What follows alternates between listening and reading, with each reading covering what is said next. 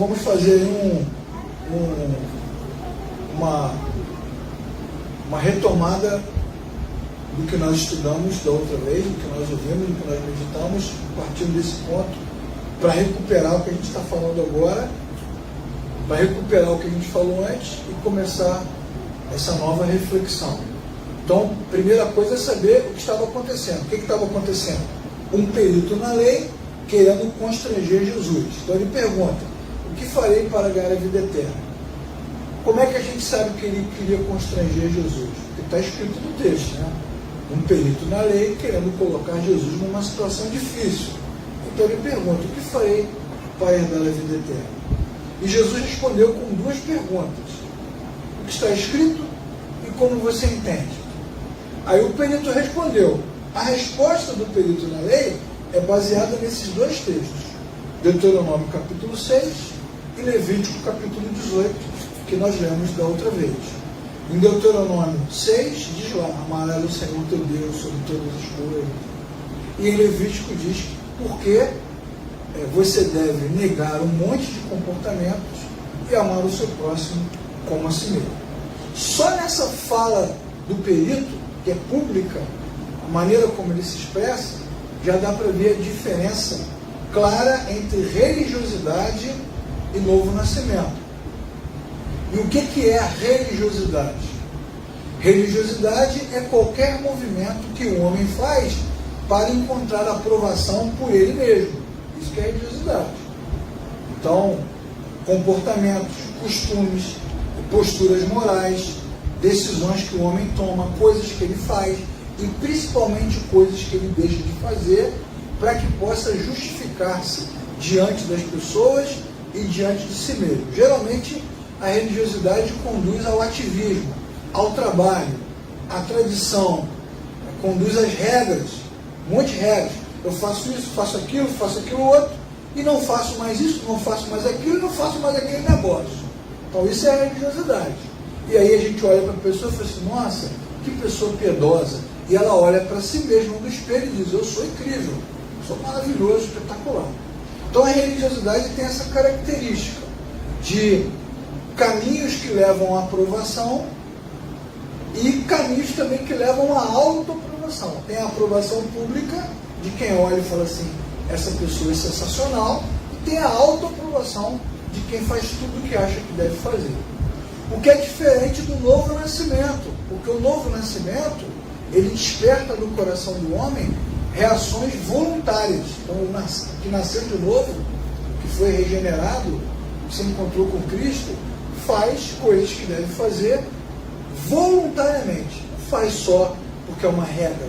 Faz porque entende que é certo fazer, ou deixa de fazer porque entende que é certo deixar de fazer. Fica claro para nós que o doutor da lei, o perito na lei, toma determinadas atitudes e quer receber a aprovação por essas atitudes.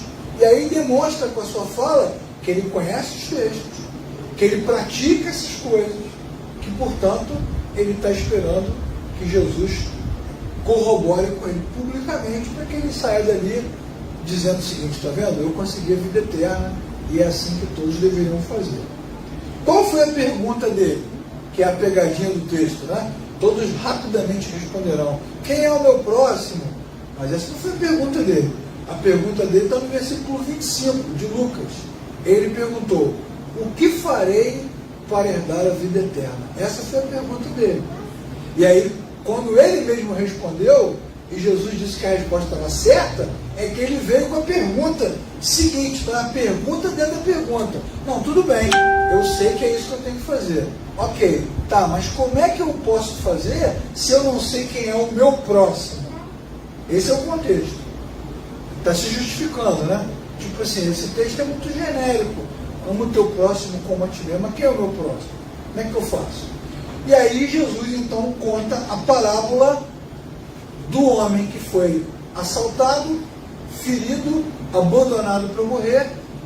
O sacerdote não o socorreu, o levita não o socorreu, mas o samaritano o socorreu, cuidou dele com todo amor, com todo carinho, com toda devoção. E aí Jesus fez uma pergunta diferente. É muita pergunta, né? Para embolar nossa cabeça. Jesus fez outra pergunta, diferente da dele. Ele perguntou assim: quem é o meu próximo? E Jesus então pergunta: mas quem foi o próximo? Quem foi o próximo daquele homem? E aí nós vimos, no último encontro, que tem uma pegadinha. Normalmente nós agimos como esse homem, queremos saber quem é o nosso próximo. E Jesus, na verdade, está dizendo que a questão é outra. É que nós é que deveríamos ser o próximo. Nós é que deveríamos ser o próximo de quem precisa, de quem necessita. Né? Enfim, qual é a tríplice lição do texto todo, completo? O contexto mais a palavra. É a seguinte: quem diz que ama o Senhor deve fazer o que a Bíblia ensina. Se sabemos o que a Bíblia ensina, por que não fazemos? E por fim, a fé que nós temos é sobre Deus ou sobre nós mesmos? Durante a pandemia, essa turma toda desesperada, querendo voltar para a igreja. Quer voltar para a igreja porque ama Jesus ou quer voltar para a igreja porque sente uma necessidade pessoal de estar ali, religiosa? Então, o que está em xeque aí? É como se Jesus estivesse falando isso para o perito. Você quer amar o próximo porque você deseja ser o próximo de alguém? Ou você quer amar o próximo para obter a sua entrada, o seu passaporte, sua passagem de ida para a vida eterna? Então, essas são as questões. Finalizado o estudo que nós fizemos, finalizada a pregação, fica no ar essas questões, né? Mas o samaritano, quantas e quantas pregações nós já ouvimos sobre o samaritano, que os crentes chamam de bom samaritano? Tá? Quantas mensagens nós já ouvimos sobre a importância do samaritano, como ele é, o que ele faz? Quantas mensagens nós já ouvimos sobre a hipocrisia da religião, né? Como a religião é hipócrita, como os pastores são mentirosos, como os crentes são falsos, fofoqueiros e não fazem nada, né? Igreja não é quatro paredes. Essa frase, então, igreja não é quatro paredes, irmão, porque eu já ouvi essa frase na minha vida. Olha, eu acho que são as duas frases que eu mais ouvi na minha vida nos últimos 10 anos. Né? Precisamos nos tornar uma geração relevante, capaz de impactar essa geração. Essa é a primeira frase. E a primeira frase, e a outra é: igreja não se resume a quatro paredes. Num primeiro momento até era legal, mas depois virou um clichê, porque todo mundo vai repetindo, e isso não resulta em absolutamente nada. Eu me lembro de um congresso que eu fui há muitos anos atrás, muito tempo mesmo, lá numa galáxia muito distante. Eu estive no congresso, e aí o tema do congresso era sobre relevância nas igrejas, equilíbrio da religião, pregação saudável, né? E aí teve um cara que estava pregando, dando uma palestra lá, indignado, e ele falando, apontando os erros, apontando as falhas. Aí ele foi deixando todo mundo indignado, uma indignação coletiva. De repente alguém se levantou: estamos todos aqui, líderes de todo o Brasil, por que não mudamos isso agora? Ele deu um grito, todo mundo, igual torcida assim. Sabe o que aconteceu? Nada. Nada. Porque é muito blá blá blá, né? Eu acho que os púlpitos, eu não posso dizer todos, senão seria leviano, mas muitos deles são feitos apenas de blá blá blá. Fala-se, e não acontece nada. É uma narrativa.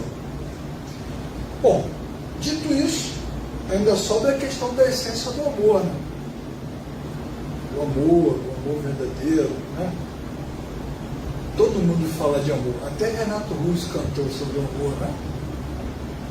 Enfim, vamos meditar um pouquinho mais sobre a história do samaritano lá com o homem machucado. O tema de toda a conversa é a vida eterna. E o perito na lei dá a entender que para alcançar a vida eterna, depois da pergunta e da resposta dele mesmo, basta que você cumpra aqueles requisitos da lei. Só que Jesus propõe uma outra interpretação, um outro olhar. Lembra da pergunta? O que está escrito? Como você lê? Está vendo? Não é só o que está escrito, é como você lê. É como você lê. Então, quando aquela mulher foi pega em flagrante adultério, ela tinha que ser apedrejada. E ela foi levada à presença do mestre para ser apedrejada. E realmente ela tinha que ser apedrejada. Mas aí Jesus propôs uma outra perspectiva. Quem não tem pecado, que atire a primeira pedra. Então ele propôs um outro olhar para o mesmo texto, sem negar o texto. Sem negar o texto. Muitas vezes Jesus fez isso. Propôs um outro olhar. Enquanto o camarada pergunta quem é o meu próximo, Jesus faz outra pergunta. E você? Você é o próximo de alguém? Quem foi o próximo daquele cara? Então a questão não é só a vida eterna. A questão é que a vida eterna é para aqueles que conhecem a Deus. O que é um ponto, um aspecto, um pensamento muito importante desse texto. O perito da lei conhece o texto. Será que ele conhece Deus? Ele conhece o texto da lei. Como muitos e muitos irmãos cristãos, frequentadores de igreja, líderes, conhecem os textos da Bíblia. Mas será que eles conhecem a Deus? Decoraram os versículos. Mas será que eles conhecem o Senhor? Porque uma coisa é eu ter o conhecimento dos textos, da doutrina, da teologia, dos ensinamentos. Outra coisa completamente diferente é eu conhecer a Deus de verdade. Será que eu realmente conheço a Deus para ter a vida eterna? Porque a vida eterna, como Jesus vai ensinar, é resultado da reconexão entre o homem e o Criador. Jesus fala, eu sou o caminho, a verdade e a vida. Ninguém vem ao Pai senão por mim. Jesus também fala, quem crê em mim, eu ressuscitarei no último dia. Eu sou o pão. Quem comer desse pão, viverá eternamente. Então, várias vezes, Jesus fala sobre a reconexão entre o homem e o Criador, o retorno, a reconciliação entre o homem e o Criador, como fonte para a vida eterna. Quem beber da água que eu lhe der, do seu interior, vai jorrar uma fonte de água para a vida eterna, ele diz. No capítulo 4 do Evangelho de João. Então a vida eterna depende não apenas de normas, regras ou de leis. Depende de um encontro com Deus. Um encontro verdadeiro com Deus.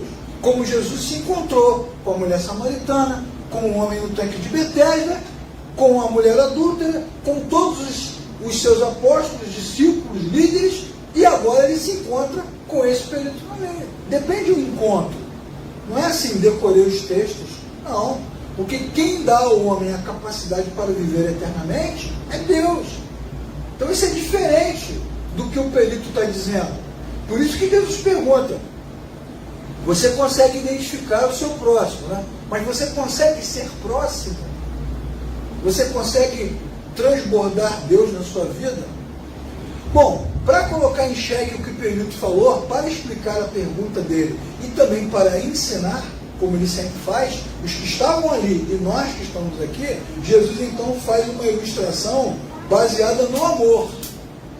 Porque o texto vai dizer, né, se você ler o seu texto, você vai dizer que o samaritano se aproximou daquele homem ferido, deixado para morrer. Em alguma versão vai dizer que ele teve compaixão, não é isso?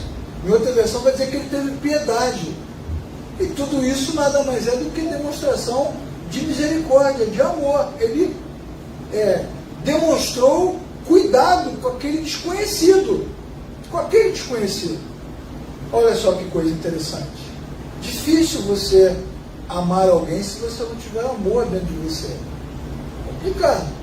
É uma pergunta que Jesus está fazendo.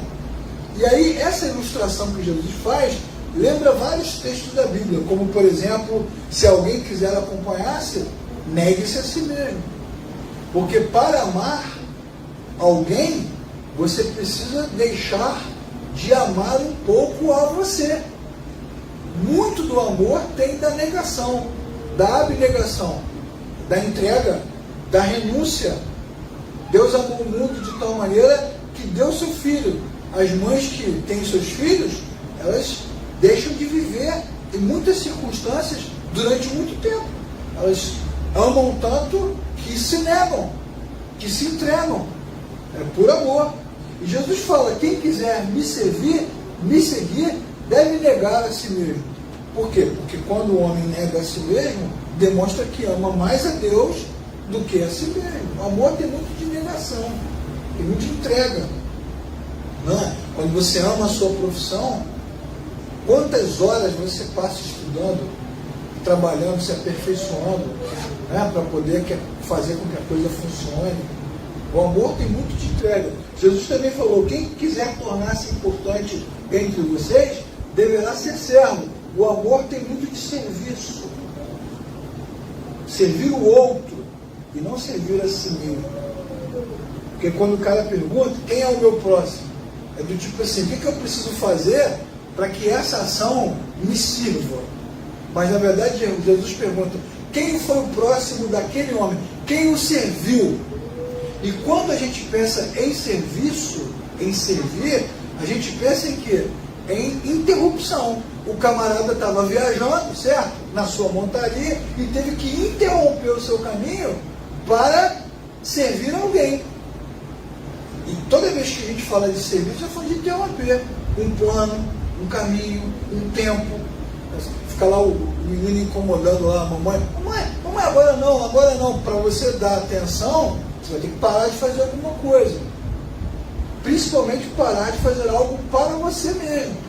Serviço tem muito de interrupção dos nossos próprios projetos, do nosso próprio tempo. Aprendam de mim, pois sou manso e humilde de coração. Mais um texto. O amor também fala de humildade. Humildade. Como Filipenses capítulo 2 vai nos ensinar. Tenham em vocês o mesmo sentimento que houve também em Cristo Jesus. Que sendo ele em forma de Deus, não teve por usurpação, não quis exigir o que ele tinha direito. Antes, esvaziou-se, assumiu a forma de servo, de homem, foi obediente até a morte e morte de cruz. Humildade. Podia ter gritado com Pilatos, né? Respeitou. Podia ter se revoltado contra César, respeitou. Podia ter gritado com a própria mãe, né? Quando a mãe o repreendeu, onde você estava? E ele se submeteu. Humildade. É uma característica do amor. E a humildade, nesse caso, está muito claro, ainda que Jesus não tenha dito diretamente, mas fica no mundo das conjecturas, humildade é uma coisa que passa longe do perito da lei, concorda? Passa longe dos fariseus. Humildade não tem nada. Tem muita arrogância. Né? A Bíblia também vai dizer, Jesus vai dizer, quem tem os meus mandamentos e os guarda e obedece, esse é o que me ama. Ou seja, não é só decorar os textos, mas é fazer. Decorar os textos. As igrejas são assim, extremamente profissionais nisso, né? Culto das mães, por exemplo. Aí lê os textos, né? Cita Maria, cita Ana, vai citando as mães, né? Aí ora pelas mães, todo mundo leva a mãe, café da manhã, café da tarde, almoço, jantar, mas a questão não é honrar num momento solene. A questão é saber se há uma disposição interior para fazer isso o tempo todo, por amor ao Senhor, pai, mãe, quem for. Não é só decorar o texto, mas é colocar isso em prática. Jesus também fala, se alguém me ama, guardará a minha palavra, no sentido de aprender e aplicar, aprender e realizar. Jesus também diz, vocês serão meus amigos se fizerem o que eu lhes ordeno. Olhando para todos esses textos, os 6 versículos que eu citei agora, os 6, né? Fizer uma mão só deu errado. Os 6 versículos que eu citei, o que a Bíblia vai nos ensinar? Com muita clareza. Que para amar a Deus, não basta cantar e dizer que ama. Eu te amo, como eu te amo. Não basta amar a Deus do jeito que eu quero. Eu preciso amar a Deus do jeito que Ele quer ser amado. É diferente. Não é o amor que eu quero dar. É o amor que Deus quer receber. Esse povo me ama com os lábios, me honra com os lábios, mas o seu coração está longe de mim. Então não é o que a gente acha que tem que fazer. é o que Deus espera que a gente faça. E nesses textos todos que eu li, os 6 textos que eu li, poderia ler muitos outros, mas eu li 6, o que a Bíblia vai dizer com muita clareza? Com muita clareza, que amor cristão se exerce, se expressa com ação. Que ação é essa? Não a ação beneficente, quem é o meu próximo, mas a ação obediente, fazer o que Deus espera que eu faça. Olha que coisa interessante. O amor que Deus quer de nós, ele é prático. Ele é prático. E ele é claro. Citamos aqui da outra vez, lembram? Lembram que eu citei aqui o texto de Saul? Saul, o rei de Israel, recebeu de Deus uma ordem para atacar os amalequitas, acabar com o seu exército, aniquilar todos os soldados, matar o rei dos amalequitas. Era a ordem que ele tinha. E aí ele não faz o que tem que fazer, preserva a vida de muitos nobres, inclusive do rei, preserva o gado, preserva as ovelhas.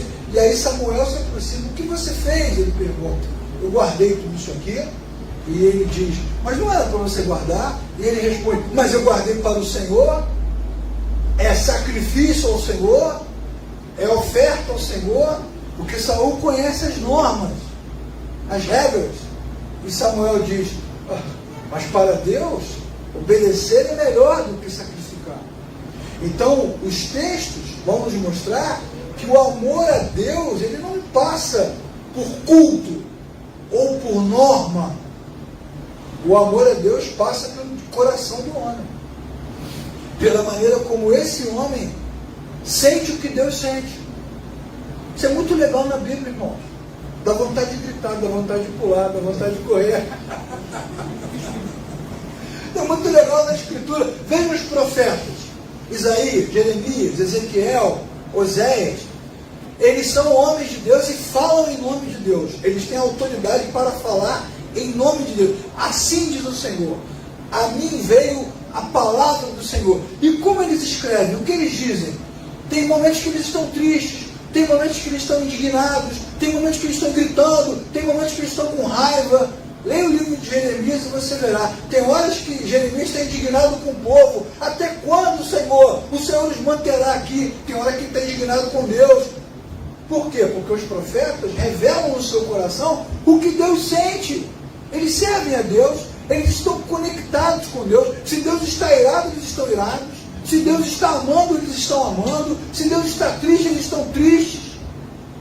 O texto de Oséias, então, é incrível. Quando Deus faz uma proposta impressionante para ele, que ele se case com uma meretriz e tenha filhos com ela, e se relacione com ela, e aquela mulher o abandona e vai embora, ele se sente traído, humilhado, envergonhado, e Deus diz para ele, é assim que eu me sinto. É assim que eu me sinto quando Israel me troca por deuses de pedra, ou por outro tipo de coisa. Então Oséias sentiu o que Deus sentia, sentiu na pele, sentiu com força, sentiu a mesma dor, o mesmo sentimento. Por quê? Porque Deus falava com ele e habitava dentro dele. O Espírito de Deus soprava no seu coração, na sua mente. Mas o cristianismo que nós temos, contemporâneo, é um cristianismo vazio de Deus, de palavras.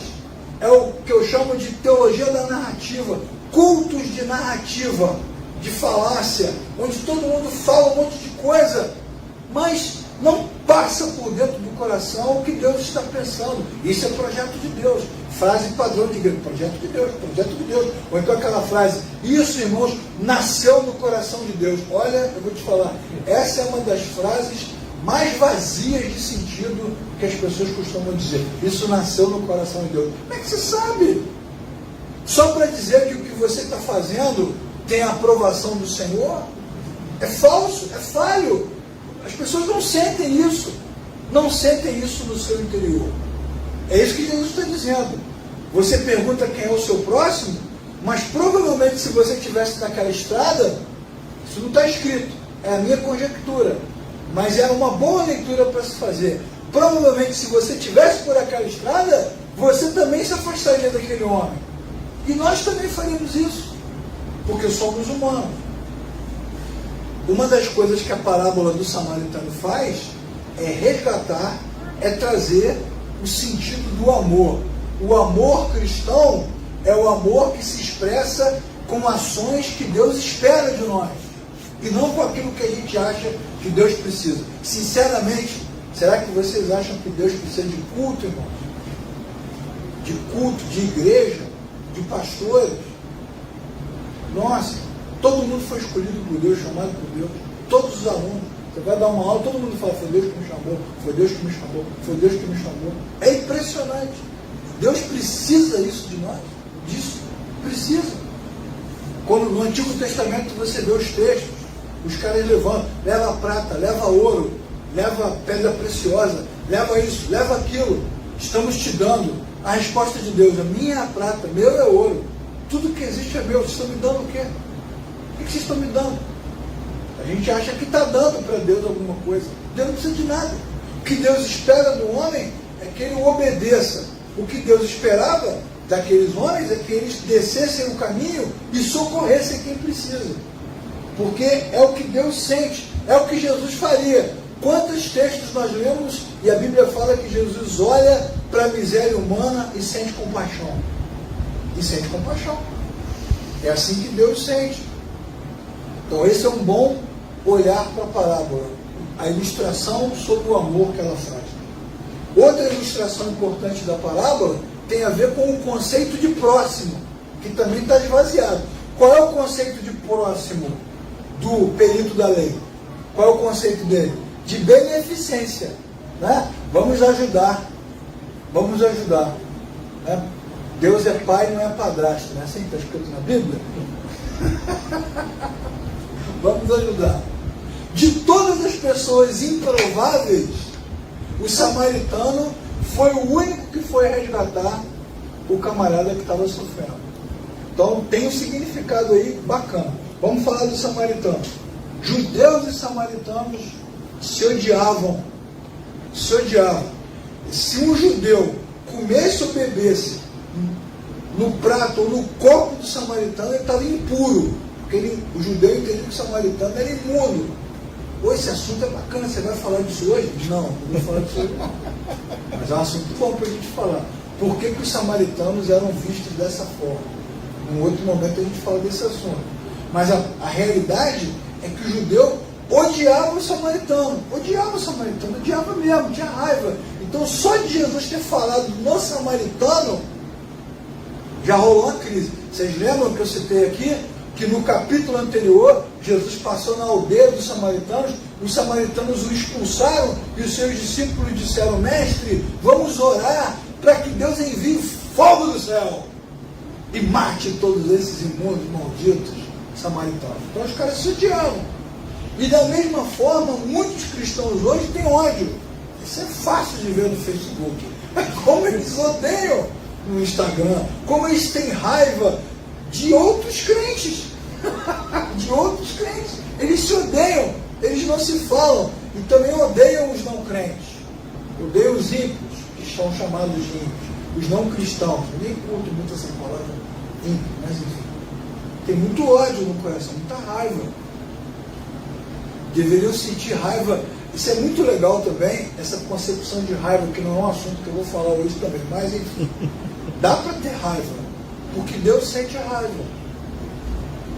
Deus fica com raiva também. A ira do Senhor se acende, diz a Bíblia, de vez em quando, ou de quando em sempre.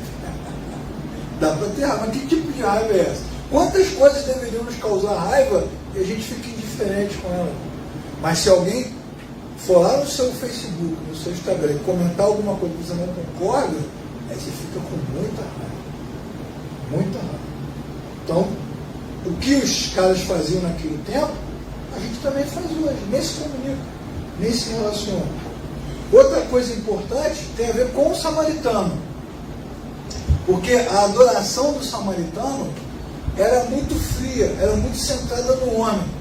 É só a gente lembrar o texto de João capítulo 4, da conversa entre Jesus e a mulher samaritana. Mestre, a gente não sabe onde deve adorar. Uns dizem que deve ser em Jerusalém, outros dizem que deve ser em outro lugar. Em momento nenhum a mulher samaritana fala de Deus. Deus não é nem citado. Porque a impressão que a gente tem no texto é que a adoração é um fim em si mesma. Adoração para agradar adoradores e não para agradar a Deus. Está vendo? Igual a ação do perito da lei, a ação de amor ao próximo para agradar quem amou e não para agradar o Criador. Quantas coisas nós fazemos para agradar a nós mesmos? Eu conheci um determinado irmão, numa igreja X qualquer, e toda vez que tinha um momento de oferta na hora do culto, todo mundo ia à frente, dava oferta, ele esperava todo mundo ir, aí ele ia sozinho e se ajoelhava na frente do gasofilax e ficava orando e colocava. Nossa, que coisa linda, me emocionava. Impressionante. Então não foi para o Senhor, foi para agradar a si mesmo, é a adoração para agradar adoradores, que é o que muita gente faz o tempo todo. Canta músicas que agradam a si mesmo, cria um ambiente que agradam a si mesmo, tudo para agradar o adorador e não para agradar o alvo da adoração. Parecido com o nosso tempo. A adoração de hoje também é assim. Tem o homem como referência. É um desfile de apóstolos, levitas, ministros, e o critério é sempre em gosto, nunca é na Bíblia. Né? É a exaltação humana nas próprias canções. Vou seguir, vou fazer, vou receber, é para mim, tomo posse, faço isso, faço aquilo. É para agradar adorador. A gente canta, toca, compõe, reúne para agradar os adoradores e não para agradar o alvo da adoração. Está claro no texto. É isso que ele quer saber. É como eu posso ajudar e ficar aprovado.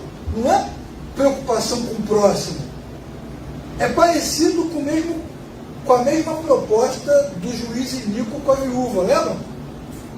A parábola do juiz agressivo lá com a viúva, a Bíblia diz que ele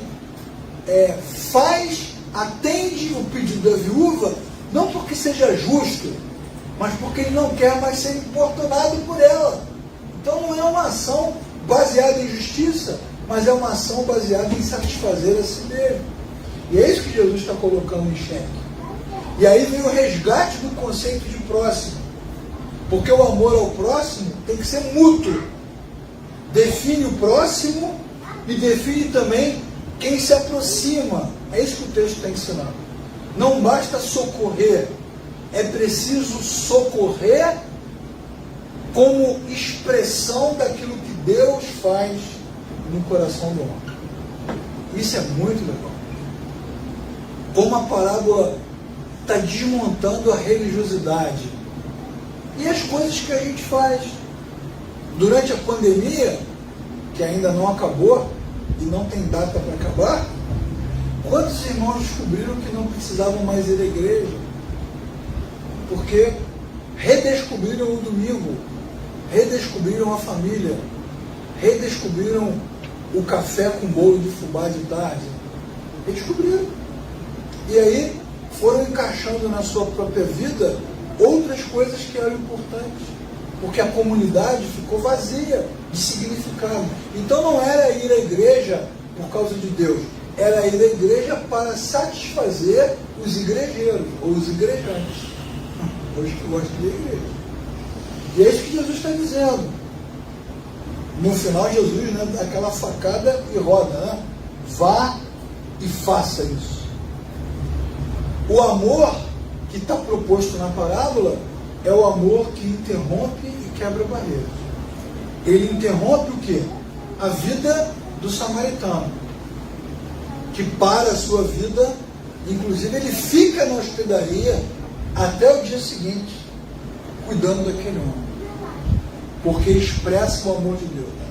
Interrompe a sua viagem, interrompe o seu destino, interrompe os seus planos. E é assim que Deus faz. Na história, na Bíblia, quantos planos são interrompidos, quantos projetos de homens são interrompidos. Lembra até o versículo, né? O homem faz os planos, né? Mas a palavra final pertence ao Senhor. Deus interrompe planos e rumos para quê? Para que as pessoas possam fazer, agir dentro daquilo que Deus deseja. Para que as pessoas possam servir ao Senhor. O amor é assim. E aí o camarada entende, para tudo e vai fazer, ajudar, socorrer, apoiar. Da mesma forma, o amor quebra barreiras, porque nós somos o tempo todo tentados a rejeitar pessoas, desprezar.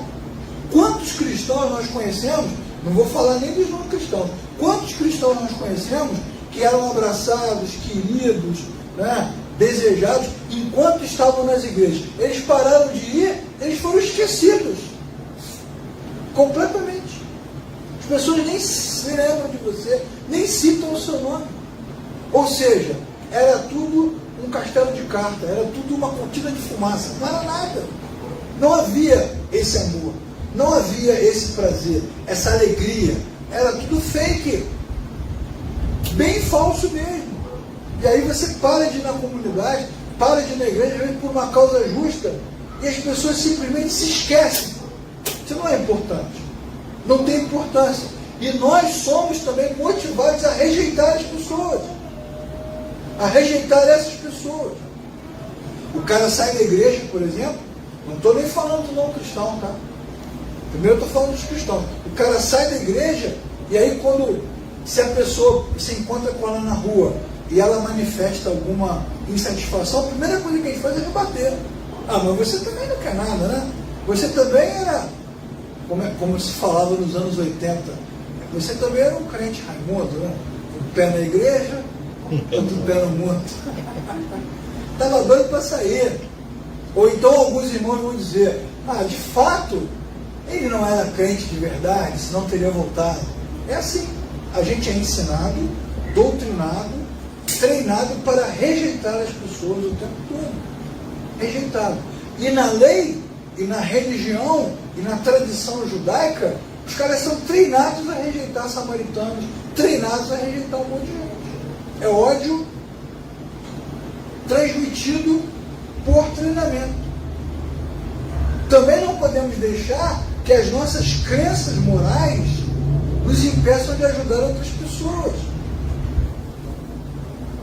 Eu lembro uma vez eu dando uma palestra sobre esse tema, não era esse texto, nem era essa parábola, mas a gente estava falando disso, de comunidades de fé que amam as pessoas e têm cuidado, e se preocupam com elas. Então, como é que a gente recebe o visitante, por exemplo? Aí estava falando sobre isso, era um treinamento de liderança. Era um sábado de manhã. Eu lembro que um irmão que estava aqui na minha frente, sentado assistindo a aula, ele falou, mas se entrar uma pessoa com cabelo azul dentro da igreja, pode? Aí eu olhei para ele e falei assim, qual a cor que pode? Qual pode? Qual cor que pode? Preto, branco, amarelo, verde? Quer dizer que só porque a pessoa tem cabelo azul, né, ela é esquisita? Ela é endemoniada? Ela é moralmente corrompida? Está se prostituindo? Que é isso que está na cabeça das pessoas, né? Eu, quando era pequeno, muitos séculos atrás, eu era ensinado que em algum lugar eu não podia nem entrar. Não entrei não. Por quê? Porque aí só tem gente bandida. Só tem gente demoniada. Não encosta aí não. Não fala com fulano não. A gente era ensinado, você não podia nem passar na calçada em determinados locais, determinadas lojas. Só gente esquisita. Depois, quando você vai ficando mais velho, você descobre que os esquisitos é que são legais. Os certinhos são bem esquisitos quando você chega mais perto. A gente é treinado, né, a não gostar de gente viciada. Você vai conversar com a pessoa assim, né? Cuidado que esse cara é viciado. Treinado a não gostar de gente com opção sexual diferente da minha. Treinado a não gostar de gente com opção política. Olha, diferente. Ódio. E muita rejeição, muito rancor. E os corações vão ficando muito magoados. E aí, os crentes, os servos de Deus, servas de Deus, perdem a chance de fazer o bem quando Deus lhes dá a oportunidade. Quantas vezes nós estivemos, né, irmãos, nos hospitais, nas escolas, nas empresas, na rua, na vizinhança, quantas vezes nós estivemos perto de pessoas que precisavam de uma palavra de Deus e nós nos recusamos a ajudar. Aí hoje de tarde eu estava terminando aqui a minha apresentação, eu lembrei de uma música do Vencedores por Cristo, muito antiga. Essa música é antiga mesmo, é do Sérgio Pimenta, um grande compositor cristão evangélico nos anos 70, anos 80. Ele fazia músicas incríveis. E tem um álbum dos Vencedores que se chama Criação. Talvez seja um dos melhores trabalhos dos Vencedores. Vencedores por Cristo era um grupo do Brasil com uma pegada brasileira. Todas as músicas deles são assim, mineiras, bossa, samba, uma cultura bem raiz nossa, bem brasileira. E as letras sempre muito profundas. Eles têm uma música que fala sobre isso, de como o cristão deveria agir de acordo com o Senhor, de acordo com a vontade do Senhor.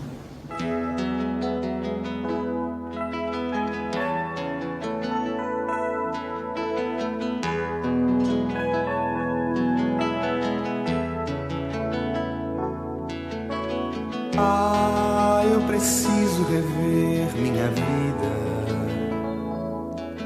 medir os meus passos, estender os meus braços às pessoas sofridas. Eu preciso olhar para dentro, ouvir bem atento a voz doce e forte, parceiro e consorte, na vida e na morte, que fala em mim. Eu preciso ser manso e amigo, ser rocha e abrigo para quem quer comigo na vida viver. Eu preciso ter olhos abertos, motivos bem certos pra nunca enganar esta gente esgotada de tanto chorar.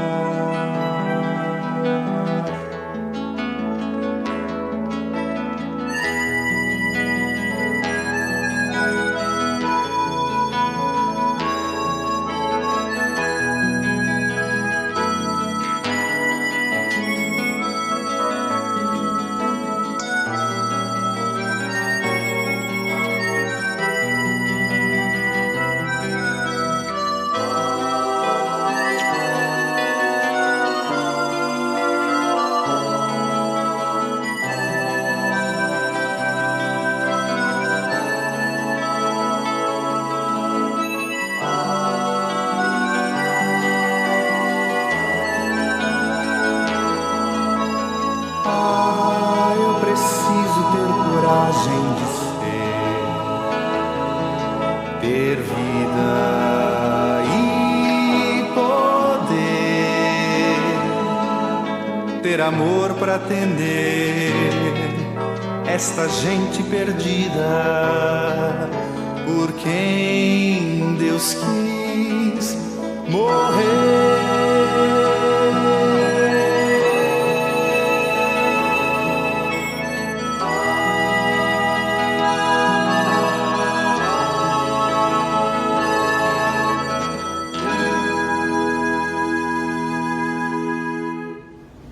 Essa é a realidade que a gente vive.